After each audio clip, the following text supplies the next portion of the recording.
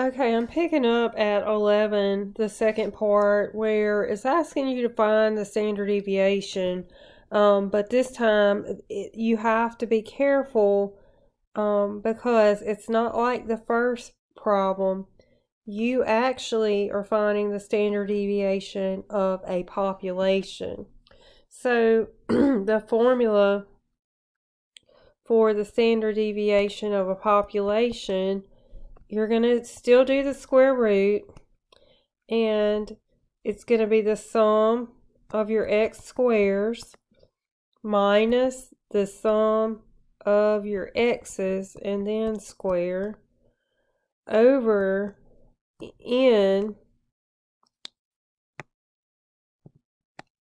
And since it's a population, we use the big N, and then let me make this a little bit. And then all over n, instead of n minus 1, it's n because it's the population.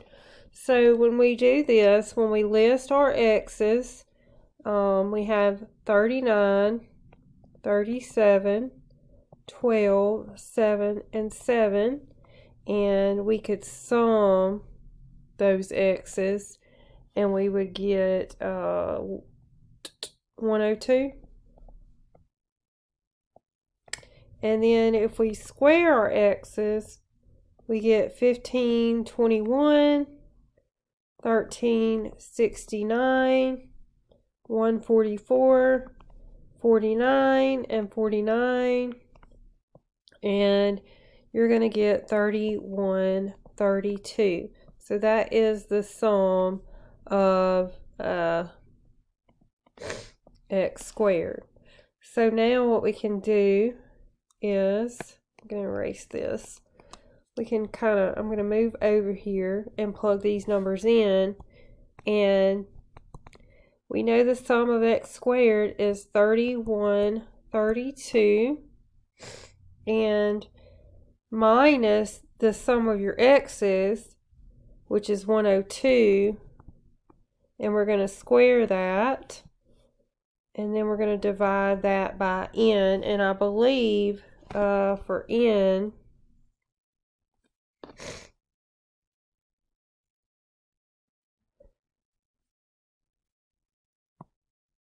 we have 1, 2, 3, 4, 5 in our population, and we're going to divide that by 5, not 5 minus 1, because this is a population, so we don't do n minus 1. So once you calculate that, I got, I believe, 210.24. Around that, if I can read my writing. But your answer should be 14.5. Okay, we're looking at question number 12, the first part, the variance of this sample. So here's the formula for the variance, which is s squared when it's a sample. So we have 1 and 3 and 3, 7, 10, and 12. So we could sum our x's, and when we sum our x's, we will get 36. Now we can square our x's and then sum. And when you sum your x squares, you're going to get 312.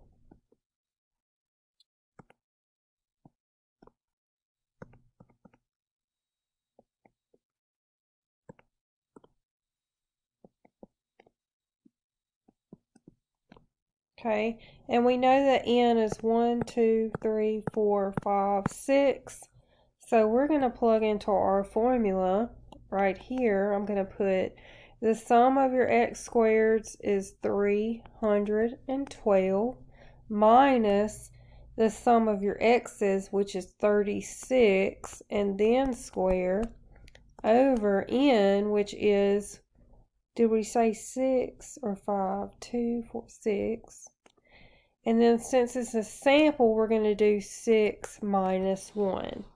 So if you put that in your calculator, your variance for the sample is 19.2. Okay, for your next group, you have 9, 2, 7, 7, and 5. So you have 1, 2, 3, 4, 5 this time. And this time we are looking at a population. So our formula on the bottom is going to be n instead of n minus 1 because it's the population. So 18, 25, 30 here.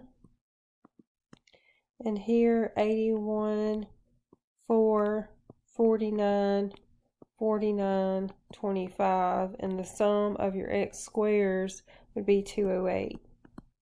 Now, plug it in up here. The sum of your x squares is 208 minus the sum of x squared over 5 divided by 5. So when you do that, 208, you would get 208 minus 180, which is 28 divided by 4. Oh, it is the sample, so I didn't read it right. So we're going to do, sorry, I apologize. We are going to use the same formula. So this would be n minus 1, and this would be a lowercase n. So this is going to be 5 minus 1, which is 4. So 28 divided by 4 would be 7. So that would be your answer. Okay, on number 13, we're doing probability. So here we have domestic and import cars, and this table is showing us the different ages and whether they were domestic or an import.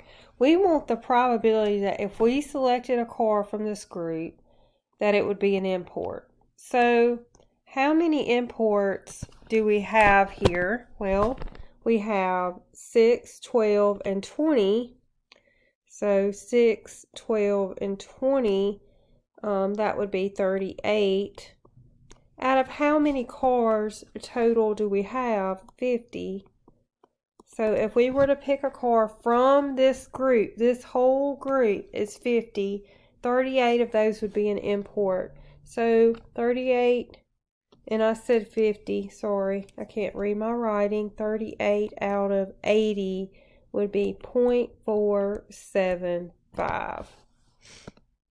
Let's look at the next one here. So here, the next one, we're selecting an apartment from this group. If we were going to select an apartment from this group. So how many are in this group? Well, we have all of these values. 6, 23, 10, 14, 17, 6, 7, 20, and 12. So if we pick from this group, there's a total of 125. We want to know the probability that was located in New York or Lancaster. So either. So here are all the New York or Lancaster. And it can be either of these. So when it could be either of these, you're going to add all of them up in those two groups. And you get 86 out of 125, which is 0.688. Question 14 wants to know, the first question says the probability that a randomly selected apartment from this group has a monthly rental from $700 to $800 given that it was located in Lancaster. So given that it was located in Lancaster, I want you to circle Lancaster. So when it says given that it was located in Lancaster, our denominator is not going to be all. We're only selecting from Lancaster. And what is the probability that if we select from Lancaster, that the monthly rental will be from $700 to under $800? So that would be 17. And let me make, I'm missing a column, so let me fix that. I was missing not a column, but I was missing a row. So these are your apartments. This last row should be down here. So that would change my denominator to 47, and 17 out of 47 would be 0.362. Looking at the next part, using the table, given that a randomly selected apartment has a monthly rental of $600 to under $700. So circle the given that number. You would circle all your numbers that have a monthly rental of $600 to under $700. So that is the only part we're selecting from. So we're out of the 27. How many of these apartments were located in New York? Well, only 6 of these, right here. So when you divide that, you would get 0.222. Okay, so for the Best Buy one, given that the camera was purchased at Best Buy, so we're only going to look at Best Buy. So that would be 29, 45, 50, 99 out of Best Buy. And what is the probability it was a Canon? Well, that would just be the 21. So 21 divided by 99. I can't remember. 0.212. It's right there in front of me. Okay. So number 15, I recorded a Zoom session and it did not record, so I'm having to go back over this, but we discussed that use a permutation when order matters. So if you're trying to schedule an appointment, or it's first, second place, third place, or bracket where you're like ranking, where the order is important, you're going to use a permutation. So what you need to know when you're doing a permutation is you need to know what n is and you need to know what x is. And the formula for a permutation is n minus x factorial over, sorry, I got it upside down.